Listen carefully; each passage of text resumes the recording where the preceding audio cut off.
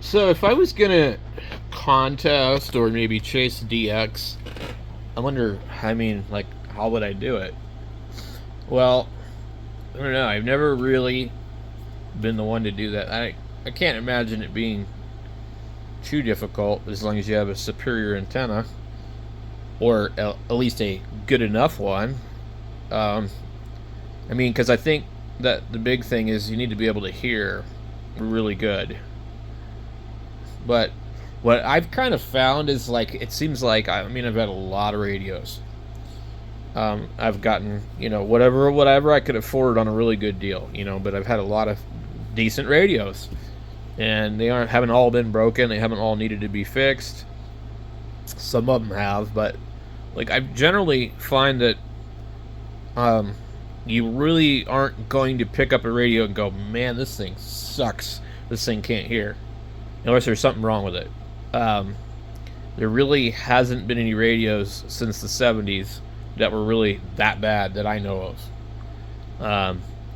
Some radios are better at blocking out nearby interference, and I think that's kind of contest, stuff that they talk about.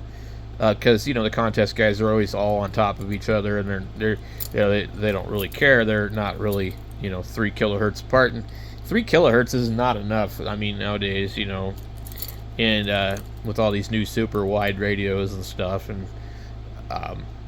people that are running excessive amounts of power and things like that, 3 kilohertz is not enough. But I've also never really had a radio where I could like block out a signal that was 3 kilohertz or even closer, even 4 kilohertz if they were bleeding, But some of the radios I've noticed have extremely good noise reduction, and they're really good, especially like getting rid of interference noise, QRN on like the upper bands at like 10 meters and stuff, and then some are not but certain radios will still perform really good, but they can't get rid of that interference noise. And I think one of those radios that I find that really suffers on 10 meters is the TS440s and the Icon 756 series. In fact, my 756 Pro, maybe there is something wrong with it, but when you turn on the noise blanker, it actually introduces noise. And 10 meters is really, really nasty, noisy on that particular radio. But, I mean, it still hears very well. But it's, this one here, I don't have the power supply on. You know what? I don't understand ICOM. They made these power supplies, right? And so you have this power supply over here, but it doesn't have legs to kick it up to make it even with the radio. And I actually used to have something in here, but anyway, to prop it up. I don't remember what the hell it was, but I moved things around. Anyway, these radios here, so people will say, oh, they're just terrible, blah, blah, blah, blah. It's like, if we were to take a lot of different radios and just blindfold somebody and just, have them compare radios, I honestly really don't think they would be able to, single this one out, but some people have very strong opinions, but, when it comes down to it, they're not really going to be able to back up that opinion with any kind of facts or anything, or, it's just, that's just how they feel. It's more of an emotional thing. And my friend Alex K6AFS used to say all the time that the radio is an emotional experience for most hams.